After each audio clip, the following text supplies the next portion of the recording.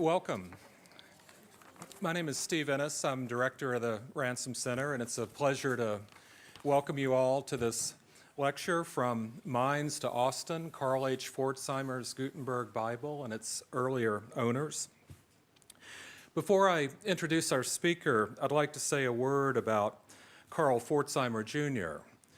and the profound impact he and his family and their collecting has had on the Ransom Center and the students and scholars that this institution serves.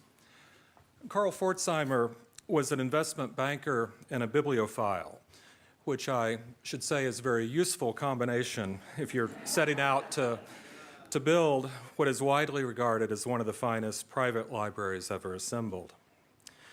The great treasure of the Pforzheimer Library, of course, is the Gutenberg Bible, which is now on permanent display in our lobby, which many of you have had a chance to see. The Pforzheimer Foundation's copy of the Gutenberg Bible came onto the market in 1978, and the Ransom Center was able to acquire it with the generous support from the regents and members of the Chancellor's Council and friends of this institution. Another copy has not, ever since, another copy has not come on the market. The last to enter the market is the one we'll be talking about tonight. On the occasion of the university's centennial in 1983, this copy of the Gutenberg Bible toured the state, and it's been seen by many thousands of visitors and students over the years. As we all know, of course, it's the first book printed from movable type in the West, and it ushered in a revolution in the spread of ideas, and it remains quite simply one of the true foundations of our culture. I should say, however, that the Pforzheimer's impact on the Ransom Center does not stop there. And in 1986, the Ransom Center acquired another major part of the Pforzheimer Library when it purchased, at that time, the largest purchase ever made of a rare book collection, when it purchased over 1,000 books, early English books and manuscripts from the Pforzheimer Library. Included first folio of Shakespeare, works by Ben Jonson, John Donne, many, many others. This extraordinary collection remains the foundation of the Ransom Center's early book holdings, and it's far from a historic collection. It's a very actively used and consulted collection with a intellectual life to this day. We're grateful to the Carl Pforzheimer Foundation for endowing as well the Pforzheimer Curator of early books and manuscripts. And on this occasion, it's a great pleasure to introduce Dr. Aaron Pratt, who will be joining us in May as our new Pforzheimer Curator with responsibility for this and other rich early book and manuscript holdings of the Center. Aaron's here tonight, and I'd just like to introduce him to you all.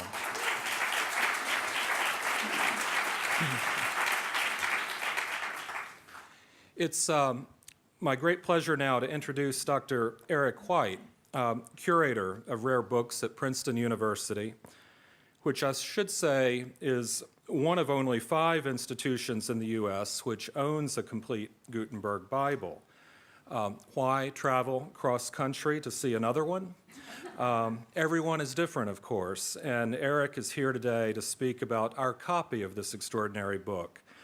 What he will share with us this evening is the result of extensive research he's been conducting into all surviving copies of the Gutenberg Bible. Before his recent appointment at Princeton, Eric was formerly a near neighbor based at the Bridwell Library at SMU. I think Eric, after his talk, would probably be happy to take questions, and we're going to follow the program with a reception outside, which I'd invite you all to attend. Please join me in welcoming Eric White.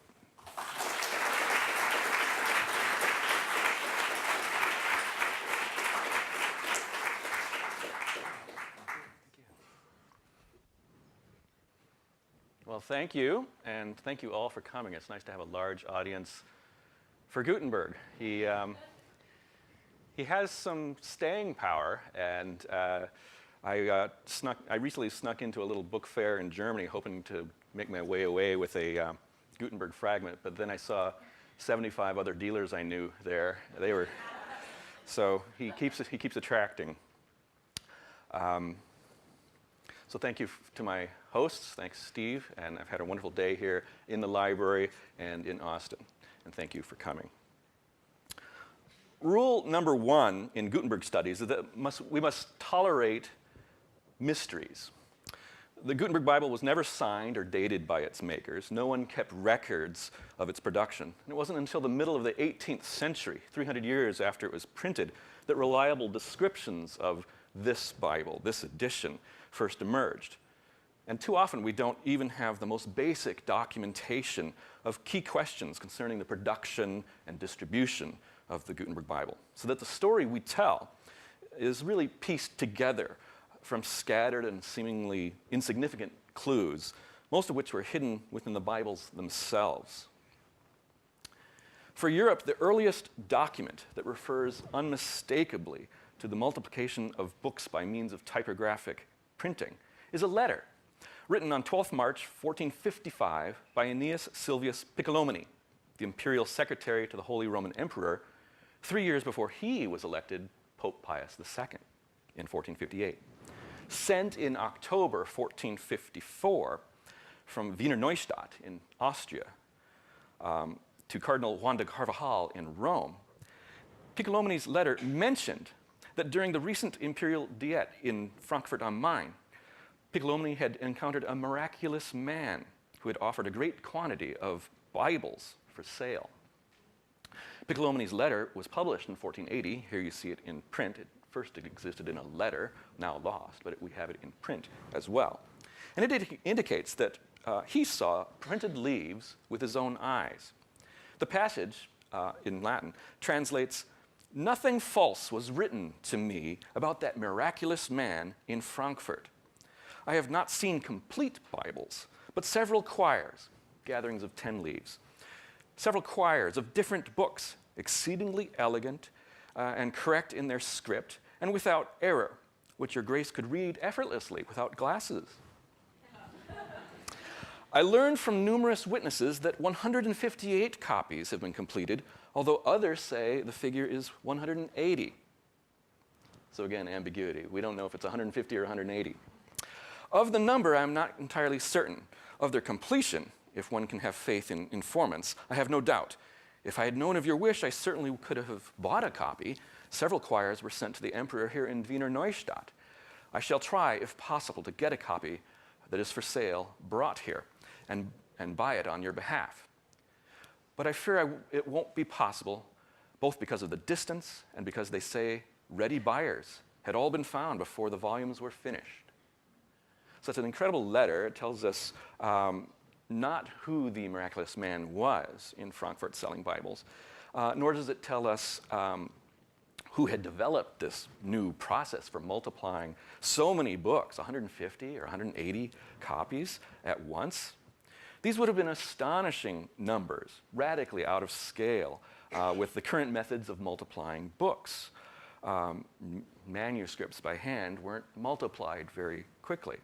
No man, nor monastery, nor city, nor kingdom had ever produced so many Bibles so quickly.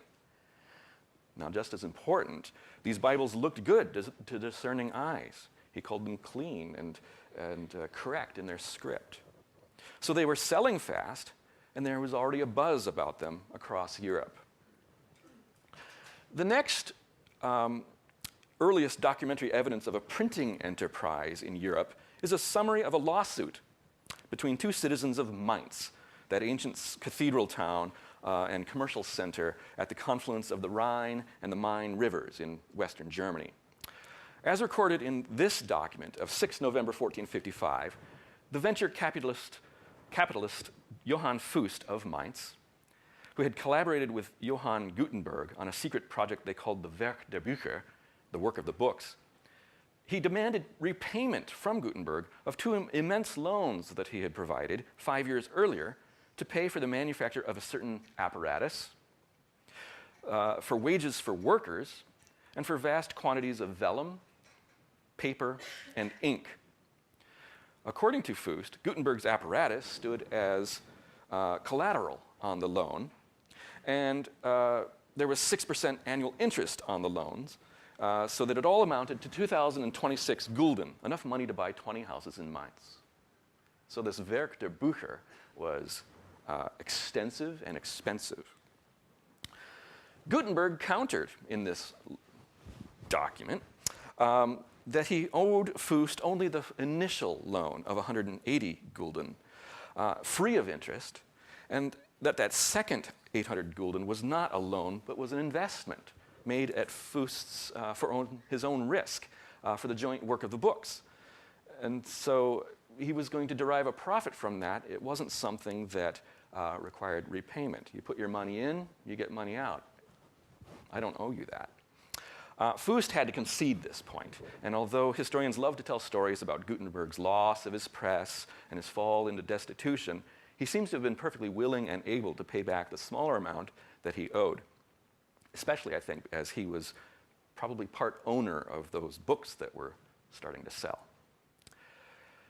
As far as surviving documents can attest, the crucial connection between Johannes Gutenberg's work of the books and a printed Bible is established in one document alone, without which we'd be lost. That is the Cologne Chronicle of 1499, in which the anonymous compilers in Cologne utilized the eyewitness testimony of Ulrich Zell, who had moved from Mainz to Cologne in 1464 to become Cologne's first printer. According to Zell, the invention of printing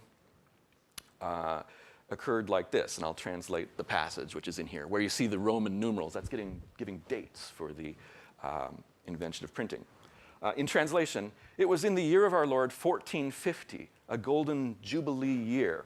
The Pope had announced a jubilee in Rome, so there were pilgrimages. In 1450, a golden year, that men began to print. The first book that they printed was the Bible in Latin, and it was printed with large letter forms like those with which they now print missals. The inventor of printing was a citizen of Mainz, a nobleman called Johannes Gutenberg. The Cologne Chronicle of 1499 tells us that Europe's first printed book was a Latin Bible, that the printer was Johannes Gutenberg, and that Gutenberg's undated and unsigned Bible is the one that we're going to look at today, because that is printed in those large letters like those used to print missals. Missals are the priests' liturgical books. When they were written in manuscript, they had large, tall, pointy Gothic letters. This is the Bible that fits that description. There's another one, but we know it's not that one. So this is the Gutenberg Bible. If not for the Cologne Chronicle 1499, we wouldn't have maybe put all this together.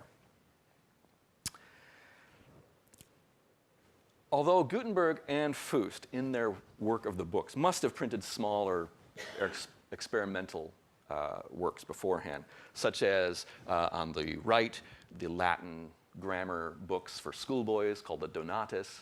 That's a fragment in Paris from one of these. Or they were printing short ephemeral works for the religious wars of the church in the mid-1450s. Or they were printing these small single-sheet indulgences for the church. You would buy these, you do penance. It is a fundraiser for the church. These are in the early Mainz types, and some of them are dated. And so they are emerging in 1454 and 55, just as the Werk der Bücher is going on, the work of the books in Mainz. But we can call the Gutenberg Bible the first book, because it's the first book that is 1,286 pages long that was printed. It's the first book that more than 2 libraries have kept through history. All these other things have disappeared. Those school books were used up and thrown away.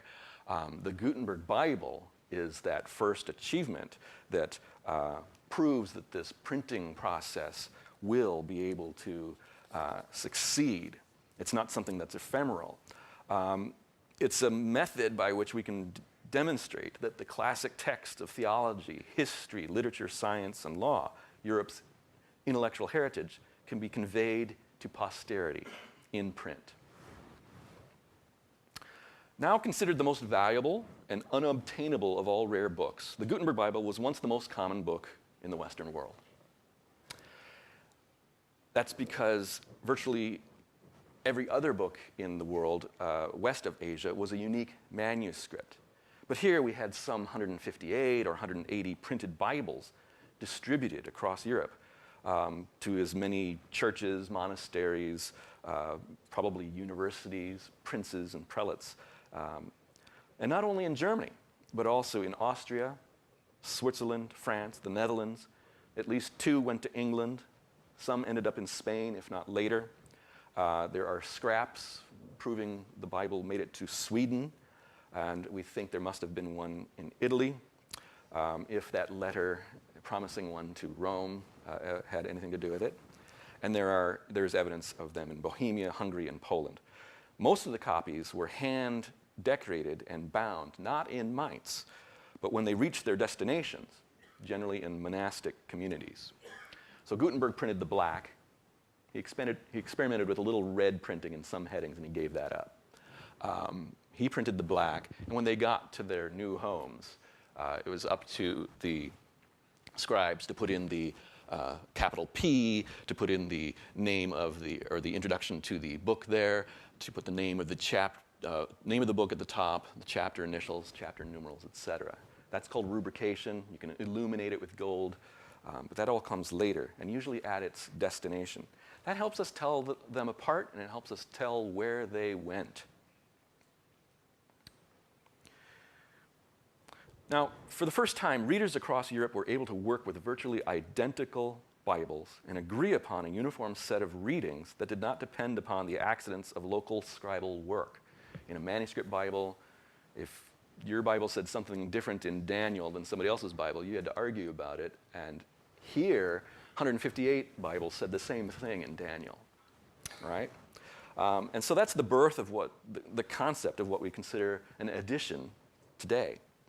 Perhaps 40 copies were printed on vellum, that is calf skin, very beautiful and supple and permanent seeming to them.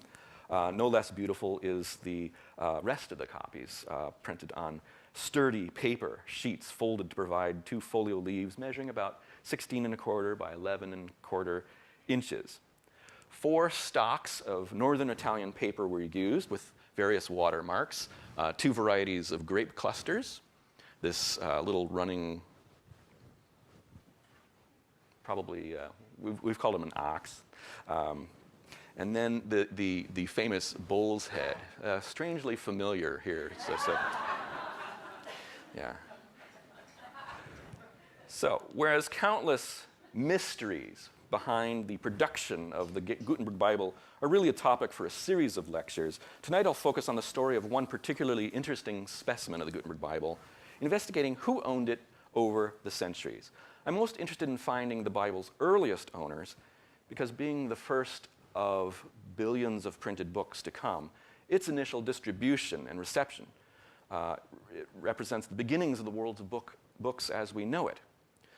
I believe that if this first edition had not reached out to a wide audience, failing to establish the value of the printing press, then modern history would have unfolded much differently. It might have unfolded much later. It might have unfolded much more slowly. This is one of the most important moments in human history, and I want to know who took part in it.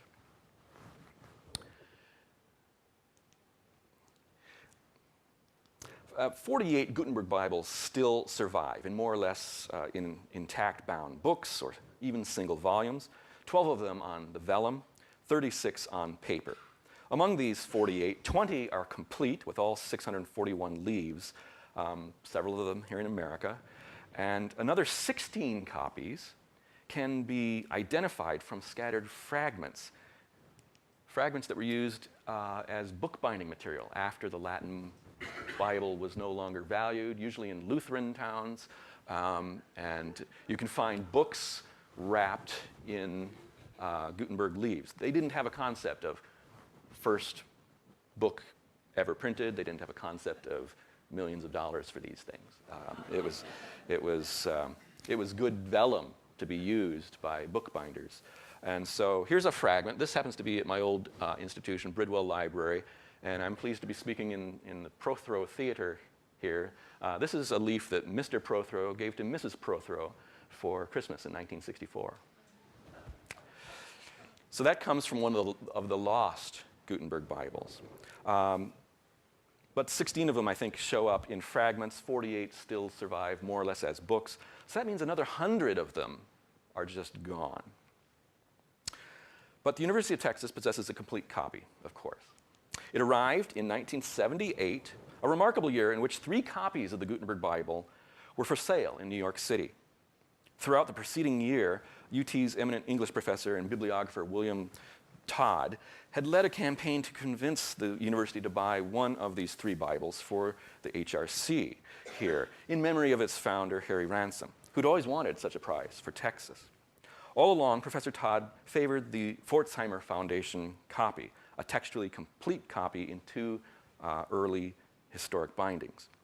In March 1978, the Gutenberg Museum in Mainz bought the handsome but not quite complete copy from the New York bookseller H.P. Krauss. That's here.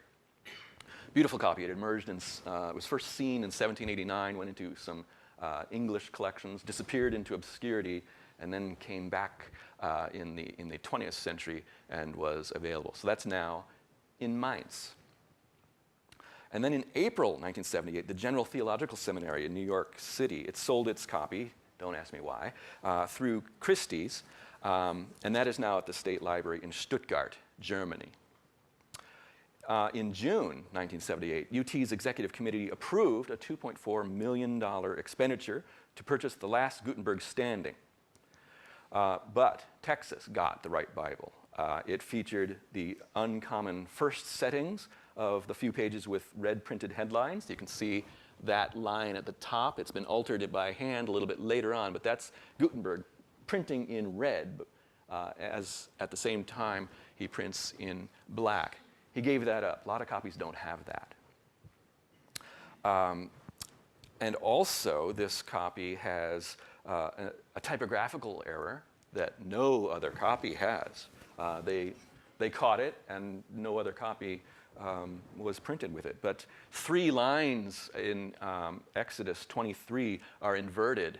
You can see that a confused reader has made them go B, A, C, so that you read them in the order A, B, C, and it makes some sense again. This happened in both columns, and this was a real mystery as to why that. So bibliographers have written arguments and counter-arguments about that as well. As we'll see, the Texas copy offers unusually rich research potential, while others may be better preserved, may be more artfully decorated. This copy is perhaps the most interesting of all for its very complete decoration, punctuation added, words changed, all kinds of evidence of early monastic use. Some of them are so clean they're a little boring. This one's got the stuff. Its last private owner, Mr. Pforzheimer, was too proud of his 42-line Latin Bible not to work it into the introduction of the 1940 catalog of his Library of English Literature. He called it the keystone of any collection of books and noted the dignity and character of this noble book. Several years earlier, with evident pride, Pforzheimer had inscribed the first end leaf of the Bible itself with a chronicle listing of its 6 recorded owners, ending with his own signature. So he's listed in chronological order 6 earlier owners with himself at the bottom. That's kind of a fun thing to do, I'm sure. Once we've reviewed who these owners were, I will introduce new evidence that I have found that sheds light on the identification and location of the Bible's monastic owners in past centuries. Mr. Pforzheimer had a good day on July 2nd, 1923, when the Rosenbach Company in Philadelphia submitted winning bids in London on his behalf for both the Gutenberg Bible and Fust and Schoeffer's Bible of 1462. Fust got rid of Gutenberg in the lawsuit and took on young Peter Schoeffer, and they became very successful printers in Mainz. And their Bible from 1462 is another collectible. He bought both in one day, and there you can see the invoice, 9,500 pounds. That's a lot of money, even in the roaring 20s. The sale was an auction of high points from the library of the late William Proby, 5th Earl of Carrisfort. There you can see the part of the catalog of his. Item number 1 is the Gutenberg Bible. And he was owner number 5 on our list. There is Lord Carrisfort. His library was at Eaton Hall in Peterborough, and it included the Gutenberg Bible, that 1462 Bible, 5 Caxtons, books by England's first printer, highly desirable books. The Bible descended to this Earl's nephew, who was not a great book lover, and since Pforzheimer left him out of the list, so will I. Working through the list, we go back to 1887 when Lord Carrisfort purchased his Gutenberg Bible for £2,650 at Sotheby's through Quaritch at the sale of the Bibliotheca Lindesiana. That's the sale of the magnificent library of owner number 4, Alexander Lindsay, 25th Earl of Crawford, who, and then the Bible descended to the 26th Earl, who sold it here at Sotheby's in 1887. Here is Lord Lindsay, the Earl of Crawford. When he was quite young, he had bought the Bible for £595 at a Sotheby's auction in 1858. His bidder, young Bernard Quaritch, impetuously exceeded his limit by £70 and then offered to cover the difference, writing, "I would rather have lost some money over the transaction than that your lordship's opponent, Mr. Henry Huth, should have been the winner. The sale of the Bible was a tournament where the horses were as anxious for the victory as the riders." Lord Lindsay was fine, overpaying by £70 for this. He feared his father would disapprove of the extravagance and tried to keep his purchase secret, but in the end he was very proud of his Bible. So there's the 19th century owner, Earl of Crawford. The sale in 1858 he derived the Bible from was a Sotheby's auction, which featured the library of an unnamed dignitary of the church. Well, this dignitary of the church was owner number 3, the Right Reverend Robert Daly, Bishop of Cashel in Ireland, known as Ireland's Protestant Pope. He's best remembered for antagonizing local Catholics in his sermons. And in the only image of him that I could find, we see that a police escort was necessary when he preached. So there is the bishop, Daly. Daly began to collect books soon after he was elected Bishop of Cashel in 1843. But according to his biographer, Mrs. Hamilton Madden, in the great famine year of 1847, he ceased to be a purchaser of rare books at fancy prices, and in 1858, the bishop disposed of a large number of his most expensive books and gave away the proceeds to several religious and charitable objects. Bishop Daly had purchased the Bible for £190. You can see as you go back in time, £190 at the posthumous 1844 sale of owner number 2. So Pforzheimer has listed all of the owners. So now we're going, Bishop of Cashel got his from the Duke of Sussex. Owner number 2 is Prince Augustus Frederick, Duke of Sussex, 6th son of King George III, who was likewise a great bibliophile, his Gutenberg Bibles at the British Library. Now the Duke, seen here with his immense library at Kensington Palace, had a library that was very strong in Bibles. Here's the catalog of, and you go for pages and pages, and this is all Bibles. Item 536 is still the Gutenberg Bible, and you're going to keep going through all the Bibles. The Duke of Sussex is the only man in history whose father owned a Gutenberg Bible, but who nevertheless had to buy one for himself. He acquired his copy on March 4th, 1822, bidding £168 at the London auction of the curious and extensive library of the late James Perry, Esquire, who is here, owner number 1 on the list. A failed actor from Aberdeen, James Perry had worked his way up through the publishing world to become the owner and editor of London's most successful pro-Whig newspaper, the Morning Chronicle. And here I just show an issue of the Morning Chronicle. Long before Charles Dickens Perry made Tavistock House into a convivial destination for intellectuals and other prominent figures, including the Duke of Sussex. He was over to the house. This went on until tragedy struck in 1814, when the ailing young wife of Perry, visiting Madeira in search of healthful heirs, was abducted by pirates and taken to Algiers. She was rescued by the Royal Navy in 1815, but died shortly thereafter. Perry's own health declined sharply during this ordeal, but he found solace in his books. He was a highly eclectic collector, a bibliophile, pure and simple. He had little use for divinity and classics and history and science. He preferred English drama. He had Shakespeare's first 4 folios, and any books that he found curious or amusing, including shelf after shelf of truly lowbrow drolleries and satires. Perry represented a new breed of Gutenberg Bible owner. Unlike past monasteries or bishops or King George III or the second Earl of Spencer and other noble collectors of the period, Perry was a self-made man whose decision to purchase Europe's first printed book had little to do with traditional collecting priorities, such as enhancing a collection of essential Christian texts, or making a complete study of early typography. No, the Gutenberg Bible was an oddball in his library, but its historical priority and its typographic beauty were probably justification enough. Now, in the Gutenberg literature, 1822, the sale of Perry's book, Perry's Bible, is the first we know of it. But it is possible to trace the history slightly earlier, to a previously overlooked 1821 review of William Davis's book, Journey Round the Library of a Bibliomaniac. This ran in a paper, the London Literary Gazette, and was signed by a collector. Now, this review of this book seemed eager to point out that the author, Davis, had failed to list 3 copies of the Gutenberg Bible then in English collections, including Mr. Perry's.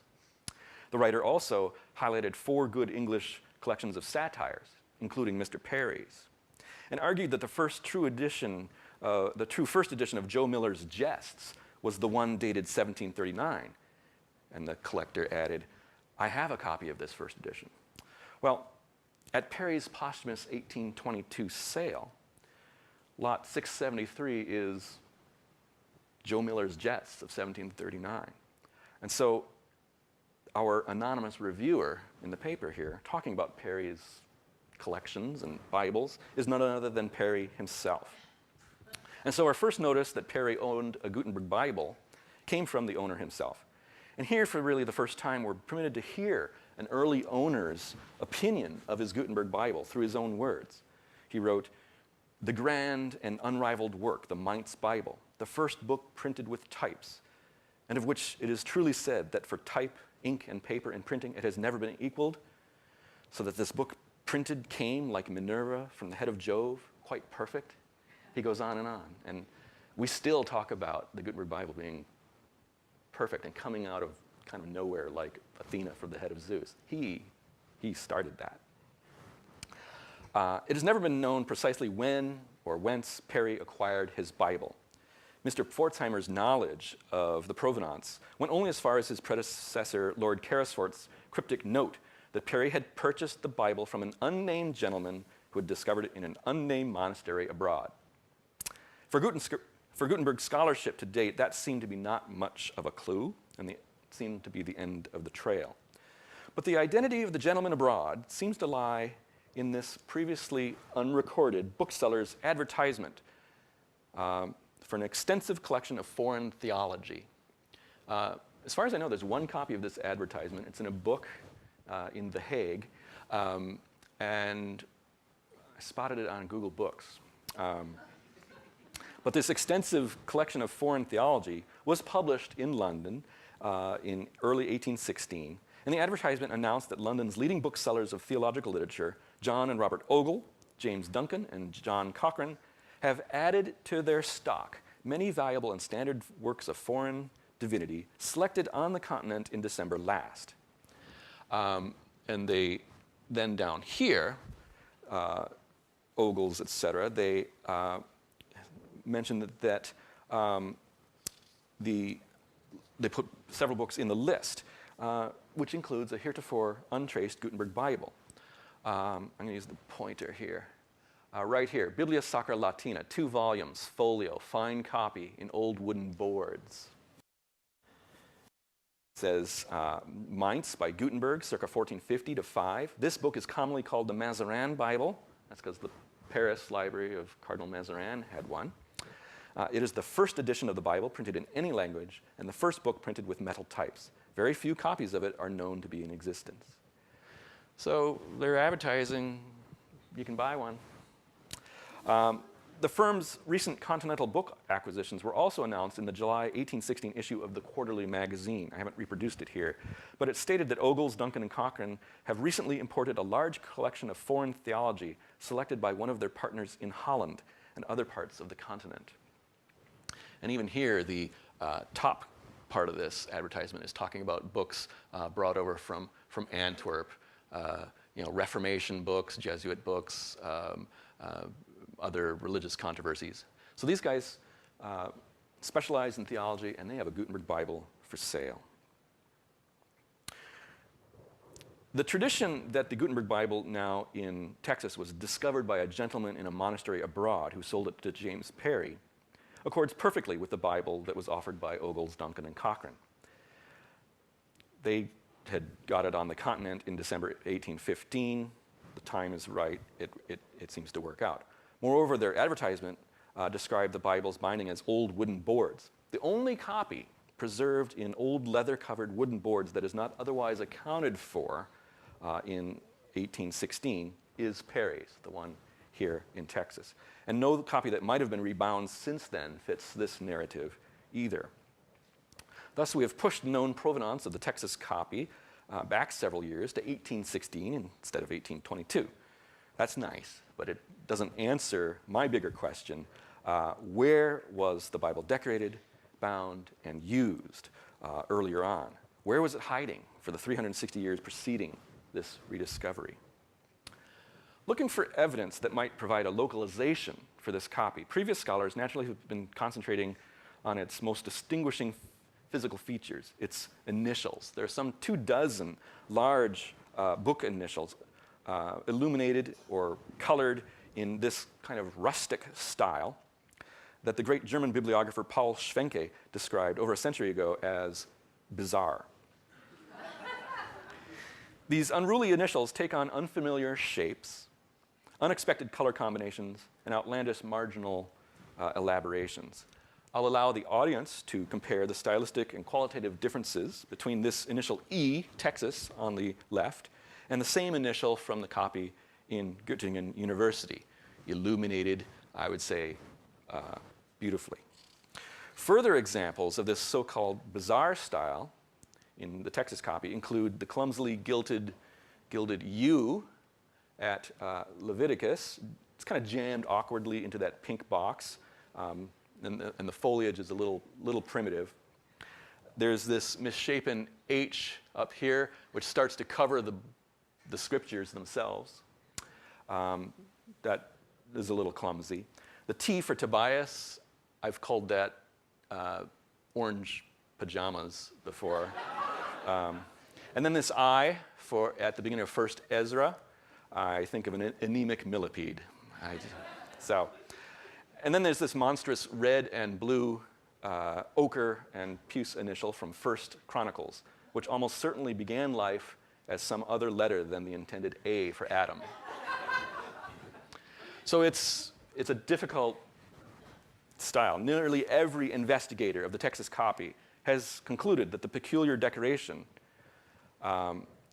says that it was sent from Mainz to some far corner of Europe. Eleanor Nichols, Mr. Pforzheimer's librarian, suggested that it was decorated in Bohemia. Bill Todd, here in Texas, at first thought of Italy, but later decided that the Bible was sent to a remote region of southeastern Europe. But to date, no scholar has really been able to present any evidence for this kind of assertion. And after years of looking, I have yet to find another book or manuscript with decoration truly like this. Indeed, this bizarre style has defied assignment to any particular artistic center, precisely, I think, because it does not reflect the mainstream tradition of any region. These are the dabblings of a monastic artisan with limited training and worldly contact who worked in isolation within his or her own vernacular style. But this is not the only style of decoration to be found in the Texas copy. In 1990, Lotte Hellinga of the British Library observed that the earliest phase of the illumination of the initials, by which she meant these, the F at the very, this is page 1, and then the I in the beginning, in Genesis. The earliest phase of illumination, along with certain marginal notes, points to the Cologne area. Cologne is you're beginning to go into the lower Rhine. If you keep going down the Rhine, you get into the Low Countries. So Cologne was her guess. The neat gilding, skillful painting, and fine red penwork found in these first two initials is completely unlike the bizarre, sloppy work throughout the remaining 32 quires of that same volume.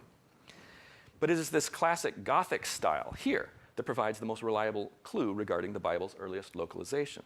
I found that this initial F is closely reflected in an illuminated initial in the vellum copy of the Gutenberg Bible at the Vatican Library.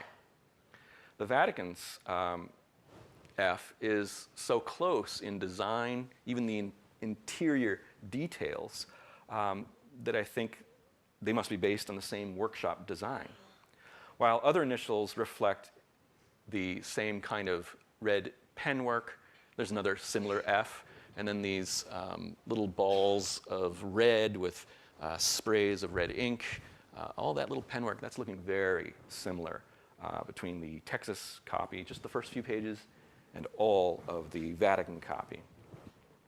The initial I also has close brethren in the Vatican copy. That's the Texas I in the middle, and two I's from the Vatican copy. And I think you even start to see the foliage behaving the same way. The eyes are designed the same way, but the foliage starts to behave similarly.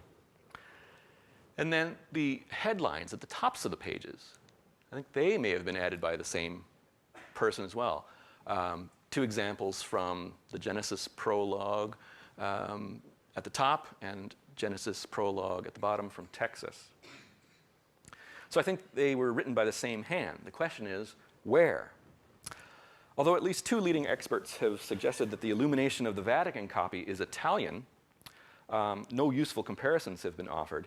And actually, I don't know of any Italian rubricators who would have spelled the word evangelista, the John the Evangelist, with a W. Evangelista, that's a northern thing. You might have a German or a Dutch person write with that W in the Middle Ages. The more I look at the Vatican copy, the more I agree with Hellinga that it is really northern. And I think the Vatican initials for the book of, I think the Vatican's initials for the book of Tobias are Dutch or Flemish. The decoration of the upper C up there, the top, resembles the P in a Bible that's also at the Vatican, also thought to come from the Cologne area. I think I have a better detail there. Those red and blue fields, the complete gilding of the letter, the white penwork within. We're starting to see a regional style. The Vatican Bible, definitely from Cologne. This one's starting to look like it's from that neighborhood. Similarly, there is a manuscript at the Walters in Baltimore with that kind of red and blue field divided with the white penwork. This is a manuscript absolutely made in the Dutch language in the city of Delft in the 15th century. So by analogy, the illumination of the Texas copy would have commenced somewhere in the lower Rhine Valley, perhaps even in the Netherlands, where the booksellers Ogles, Duncan, and Cochrane and their unnamed partner were shopping for books in the winter of 1815. The decoration in Volume 2 in Texas consists of much more traditional, unremarkable red and blue interlocking initials without gilding or marginal extensions, a style that is distinct from either of the two styles found in Volume 1, but this in no way contradicts our initial localization. And we know that the differently decorated Texas volumes were together by the end of the 15th century because a third rubricator came along, and his handwriting is in both volumes. These large red headings here in volume 2 are showing up in volume 1. So even though the two volumes look different, they were in the same place at the same time. Another useful clue in the second volume is found in the rubrics, which utilize the square form of the letter A. Here you can read the word Baruch or capitulum, and the left side of that A is just a vertical line. It's all closed up. That's a very Dutch, sometimes Lower Rhine. I'm showing a manuscript there from that region. That's a symptom of that region as well. And another interesting clue from the second volume is this.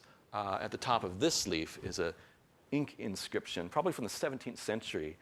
It has the IHS monogram, often associated with the emblem of the Jesuit Society.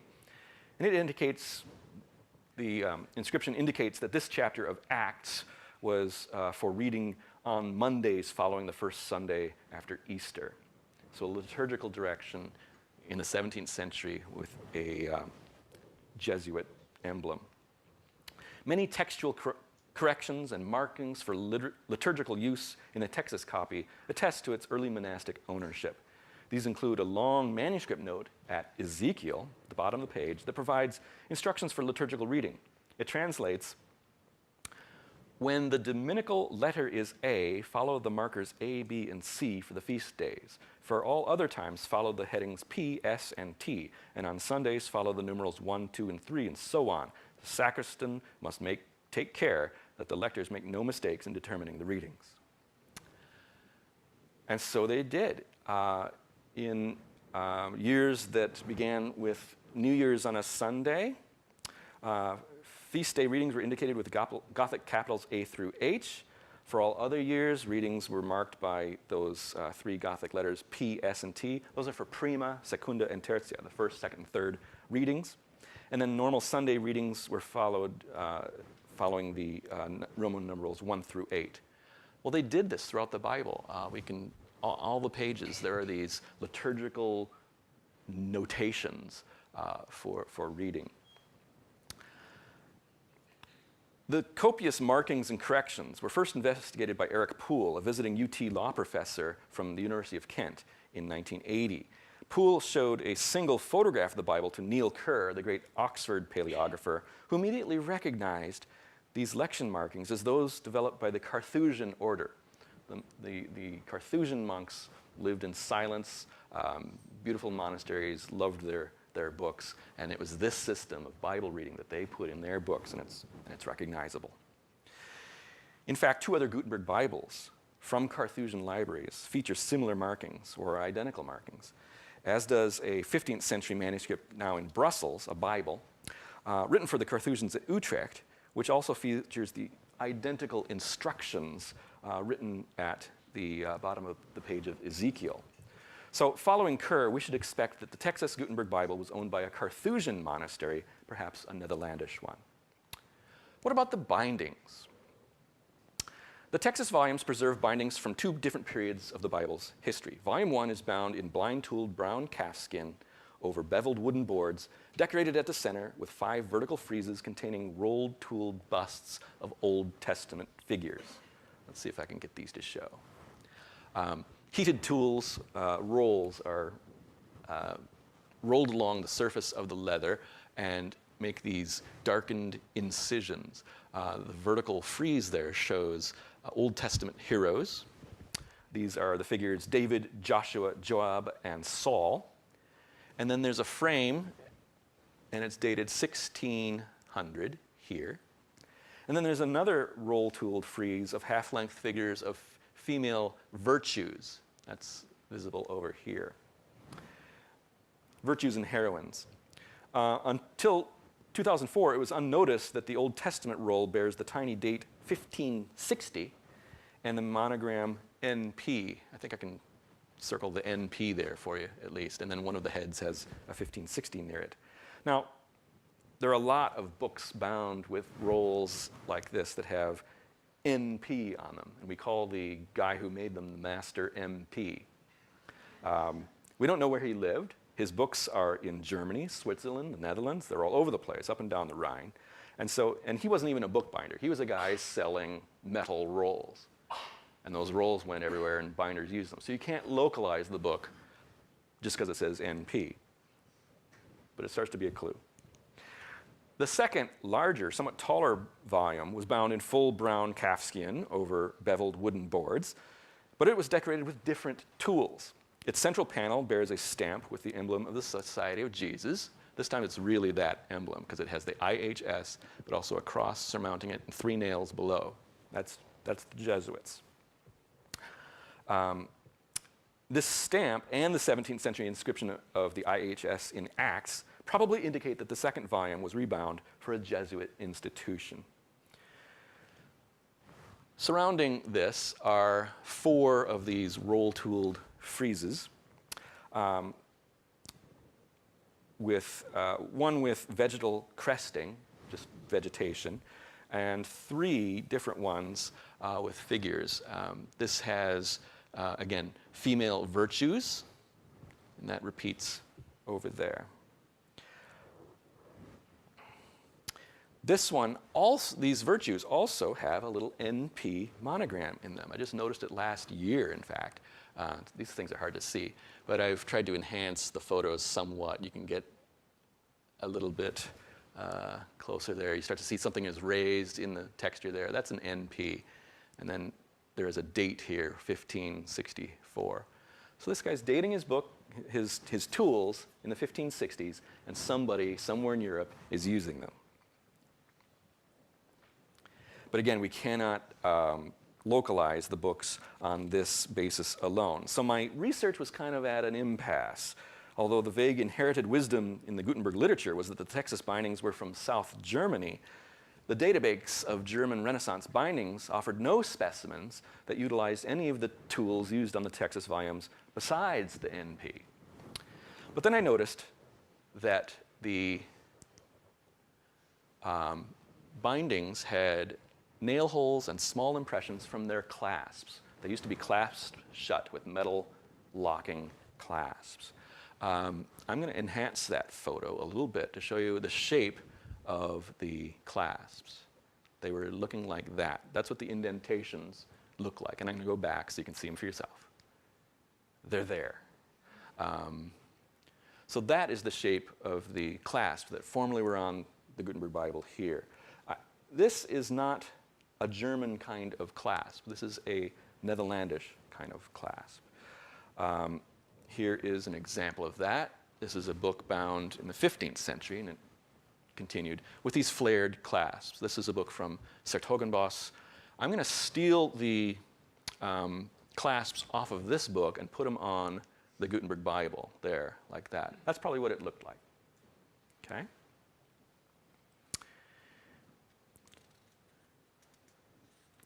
So as soon as I started to survey Netherlandish bindings instead of German ones, I came across a group of 4 late 16th century bindings at the University of Nijmegen, Nijmegen in the southern Netherlands, each of which utilized at least one of the tools represented on the second volume in Texas. So 4 books in the same library at the University of Nijmegen had our tools.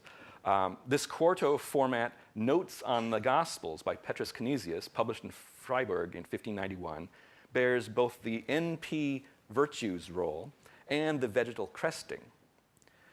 And I'll put those up there. So 2 tools from the Gutenberg Bible show up on this book in Nijmegen. This octavo of the 50 Meditations of Franz de Coster, printed in Antwerp in 1590, uses the foliate corner ornament of the Gutenberg Bible as its centerpiece. So I'll show that in comparison. That appears here. And then third, this octavo Summa on the Virtues and Vices by Guillermus Peraldus, printed at Lyon in 1554, bears the NP Virtues, and there they are from the Texas copy overlaid. And then this folio a large book, Commentary on the 12 Minor Prophets by the Jesuit Francisco de Ribera, printed in Cologne in 1593. It's similar to our Bible in overall design and bears both the Jesuit IHS monogram and the cresting roll of just vegetation. Let's show those. So it's a Jesuit book with a Jesuit monogram and with two tools in common with our Gutenberg Bible. So the Gutenberg Bible fits perfectly within the group of bindings preserved at the University of Nijmegen. And here's a little chart of who's got what.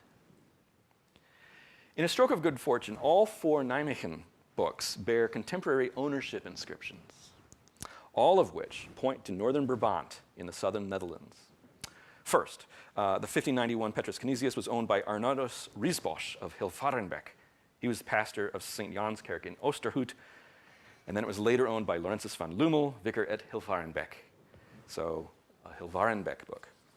Second, the 1590 Frans de Coster was owned by Lenora van Grevenbroek from Meerlo. She was a nun at the St. Elizabeth Hospital in Aachen, and then later owned by Hendrika van Ommeren, presumably from the town of Ommeren. Third book was the 1554 Guillermus Peraldus. It was owned by Arnoldus Rosimius, a Dominican friar at 's-Hertogenbosch. And then fourth, the 1493 Francisco de Ribera folio, the Jesuit book, was owned by Emericus Grift, pastor at St. Martin's in Gennep for 46 years. All of these towns just listed, Hilvarenbeck, Oosterhout, 's-Hertogenbosch, Meerlo, Ommeren, and Gennep, lie just to the west or south of Nijmegen. And altogether, they define a region within a 30-mile radius centered on the old provincial capital of North Brabant, 's-Hertogenbosch. This town is most famous for its most peculiar native son, the painter Hieronymus Bosch. There's a little Bosch for you. Yeah. So Hertogenbosch is at the center of where these bindings seem to be showing up. I've presented evidence that the Texas copy of the Gutenberg Bible was used in a Carthusian context and passed later into a Jesuit context. The city of 's-Hertogenbosch is the only town in that region that was home to both a Carthusian and a Jesuit house. I have no evidence that the Texas Bible was ever in 's-Hertogenbosch, but the narrative of the demise of the Carthusians there soon after 1593 and the rise of the Jesuits there soon after 1609 seems to fit. When Frederick Hendrik, Prince of Orange, conquered Spanish-ruled North Brabant in 1629, the town of 's-Hertogenbosch was annexed to the Dutch Republic, and all of its Catholic institutions were closed. The Carthusians there fled to Antwerp, and the library of the Jesuits was loaded onto a barge and sent to Antwerp. There, the great Jesuit hagiographer Herbert Roseweide eagerly unpacked the books on the barge, but he fell ill from the damp conditions and died, heroically in the line of bibliographic duty. Whether or not these events apply to our story, it may well have been in cosmopolitan Antwerp in December of 1815, only 6 months after Napoleon's defeat at Waterloo reopened the Netherlands to English trade, that this Gutenberg Bible was discovered by a gentleman in a monastery abroad and exported to London by Ogles, Duncan, and Cochrane, booksellers who had recently imported a large collection of foreign theology selected by one of their partners in Holland and other parts of the continent, and which included specifically a collection of 350 Jesuit books. That's here, if I can read. Brought specifically from Antwerp, from the library of Mr. Hera. Now, I'm pretty good at Google, but no one I know, least of all Google, knows who Mr. Hera and his immense theological library is. So there's more research to do.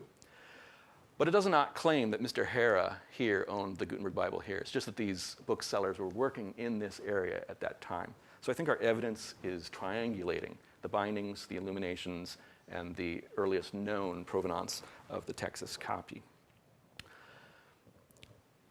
Whereas the, so 's-Hertogenbosch, this would introduce a new geographic area to the known 15th century distribution of the Gutenberg Bible edition.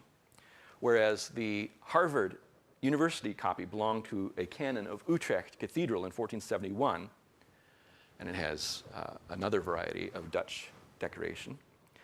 And the Vatican copy seems to be Dutch in its decoration. To date, no copy has been suspected of coming from North Brabant. Although 's-Hertogenbosch is not necessarily the right answer, it is the first answer after nearly 200 years of discussion of the Pforzheimer copy that is supported by specific comparative evidence that can be localized to a reasonably specific region. Research on both the provenance of this copy and the original distribution of the Gutenberg Bible edition now has a firm new foothold in the Netherlands. It is problems like this one, multiplied by 48 or more, that make up just part of the elusive history of the Gutenberg Bible. And clearly, the research into that amazing history will be never-ending. Thank you.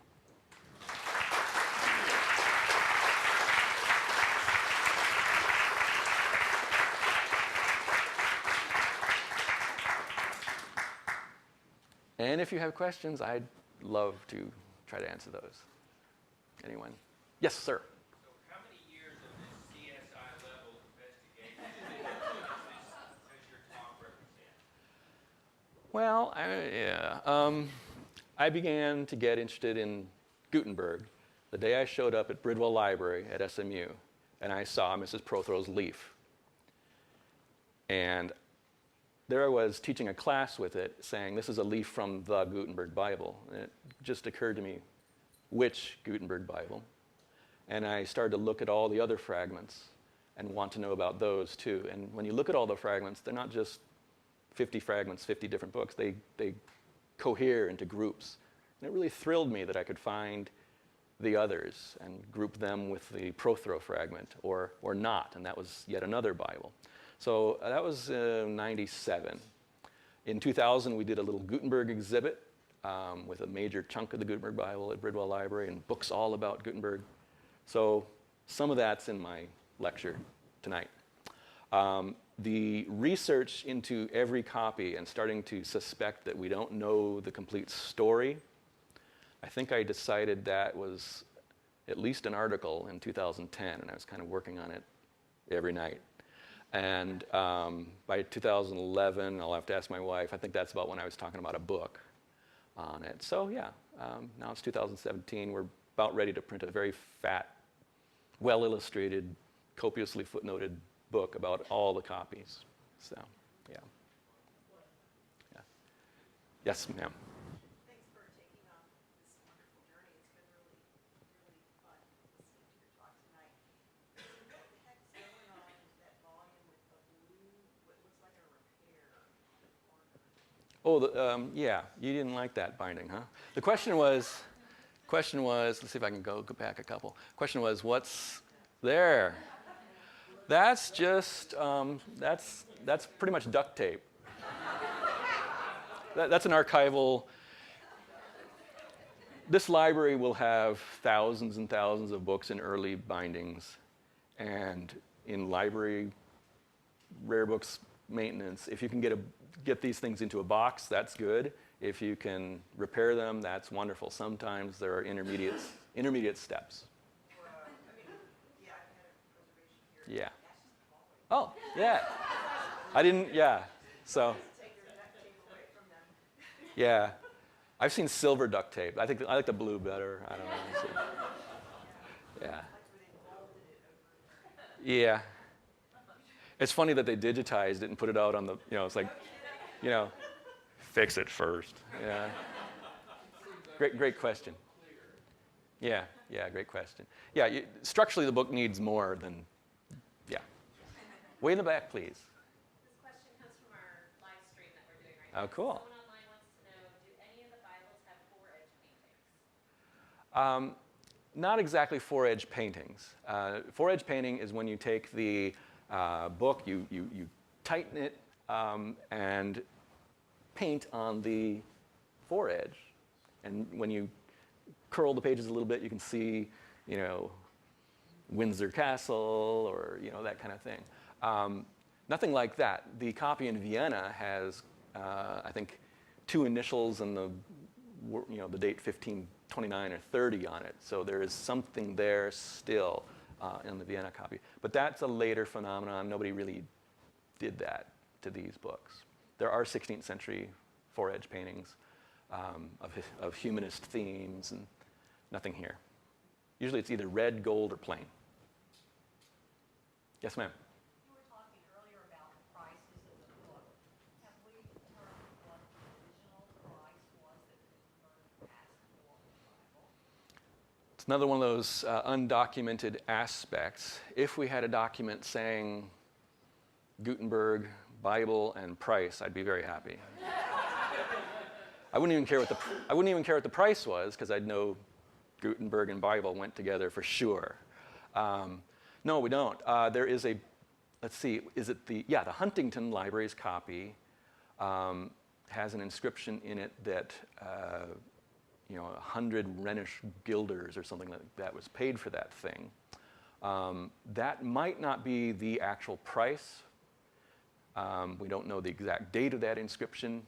Might have been some sort of valuation, like this is worth 100 Rhenish guilders, something like that. 100 Rhenish guilders was the same price as paid for Tilman Riemenschneider's gigantic altarpiece at Rothenburg ob der Tauber. It's a tourist attraction. I mean, that's figures everywhere, Gothic towers. It's a huge altarpiece. So that's a vellum copy, illuminated. It might have been 100 Rhenish guilders. But we don't know about the marketing, the pricing. Vellum would have been more, considerably more than paper. They were sold usually undecorated, unbound, stacks of sheets. All books at that period were. We begin to have book prices later. Documentation comes in later for other books, and there's going to be a conference on that too. So it's a complicated thing. So I think they weren't just affordable like every Luther pamphlet. They were for monasteries, significant people with huge tracts of land. Yeah. Good question. In the back on the right, please. Yes. In the red. Yes. I get the idea that the printer and the illustrator were two different people with two different skill sets. Yes. So what did the printer know about the illustrator? Did he plan ahead and leave him some space to do his artistic thing, or what was the relationship there? Yes, it was an excellent question about the relationship between the printer and the illustrator, which means who added the illuminations, the initials. Yeah, why don't I get a useful slide up? Maybe I go back several here. Anything with I'm in the binding section. So the printers left a hierarchy of initials. The beginnings of books would get a 6 or 7 space line indentation. We call those drop caps today. Prologues would get these 4-line indentations. Chapters would get only 2, and that was uniform throughout the book. And yes, they expected you to come in and make an initial there. The only place they didn't do that was for the letter I. You had to know enough to put that in the margin. Like in the beginning, that was a marginal mark you had to make. So yeah, they left it blank. The printers left it blank. Eventually, in the 1460s, you start to see printed initials. Actually, I shouldn't say that. 1457, you have a magnificent book with all printed initials, but they're sort of replacing all the work with red and blue initials that are, have decoration already. And they gave that up. Generally, books were printed just the black. You might start to get woodcut initials, so black and white initials. And then the taste for this kind of coloration faded after a few decades, and all black and white books was the way, usually with woodcut initials. Great question, thank you. Also in the back, was there a question? You mentioned earlier that these books would be sent out with spaces like this gentleman was talking about, where the illumination field work can be done after the fact. Has anybody been brave enough to do any kind of chemical analysis on those parts of these different books?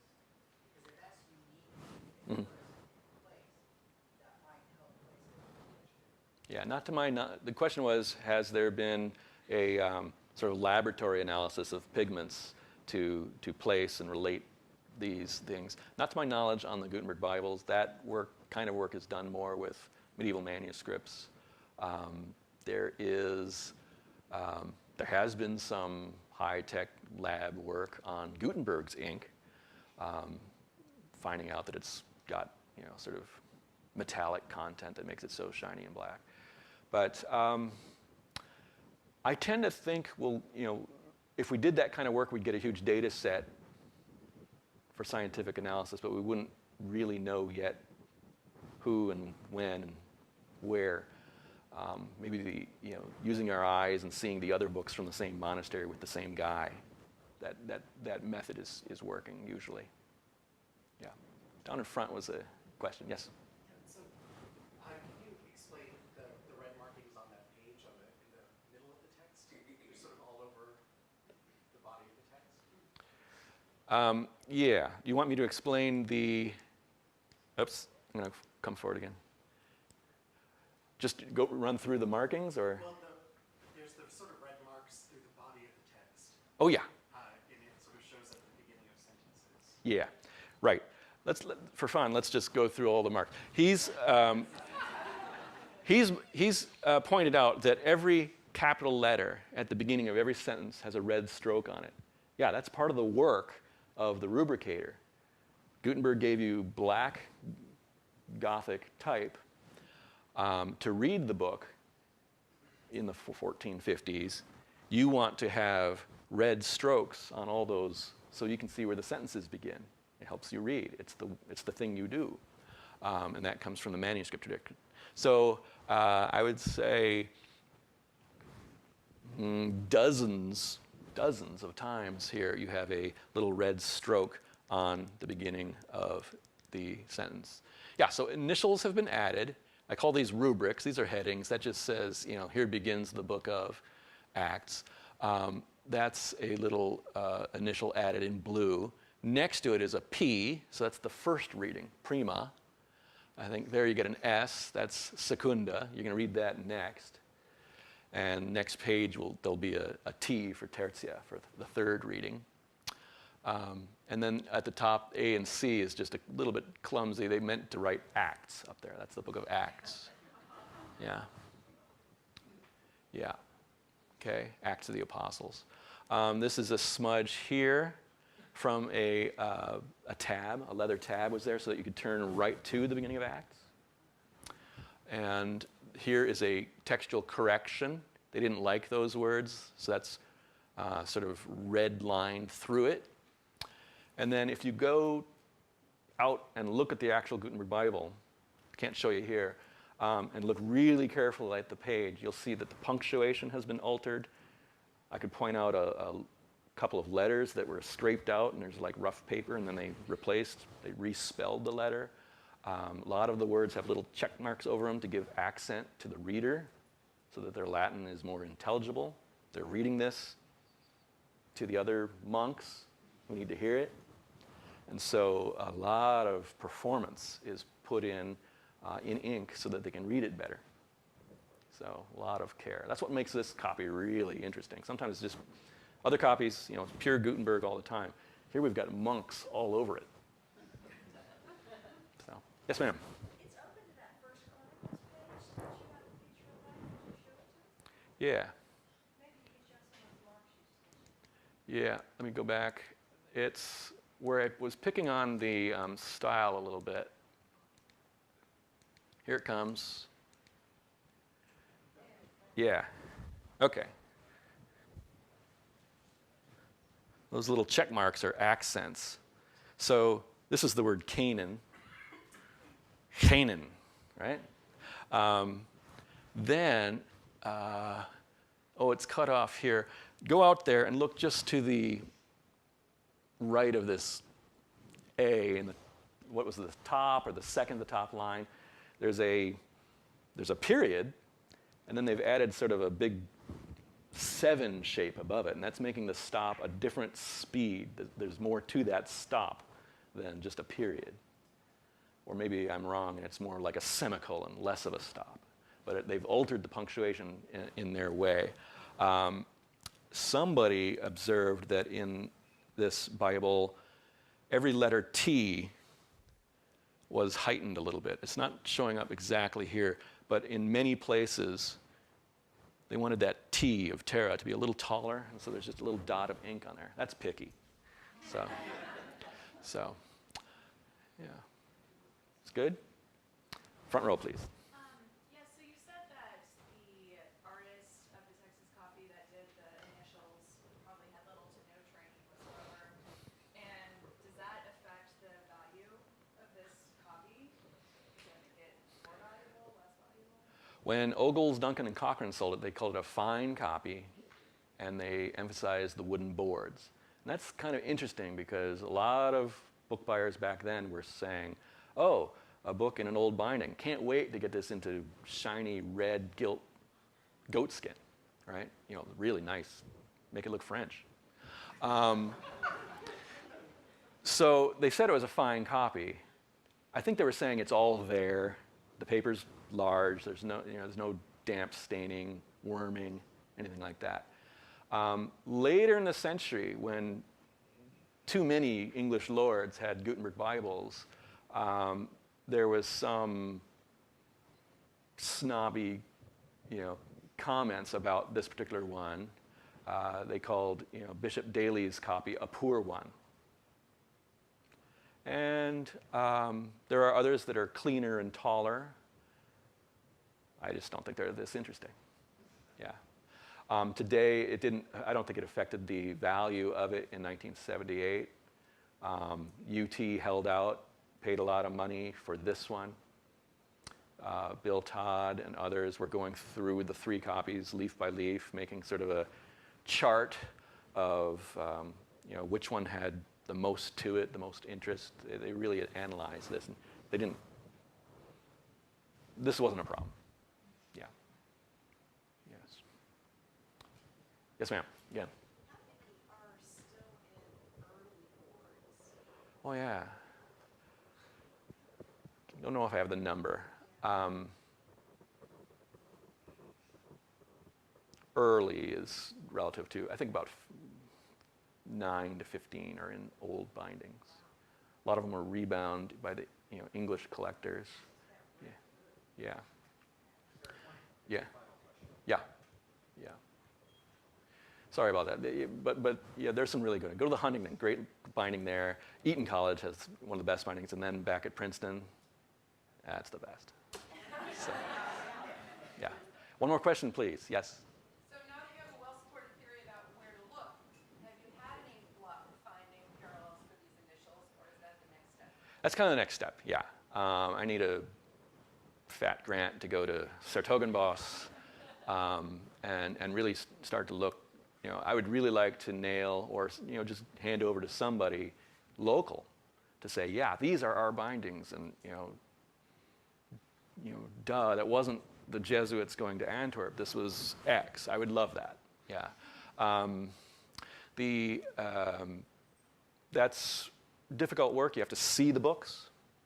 And so, that's what the humanities needs. The humanities needs, support for its, scholars, not necessarily me, but, it needs, why can't we have students looking for these things? This is our shared history. It's very interesting. What a great project. What a way to send somebody off into their career if they got to say, I nailed, the rubricator of the Gutenberg Bible. Yeah. So, yeah, it's the next step. Thanks. So there's...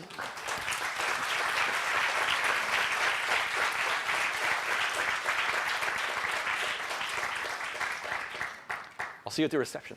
Thank you.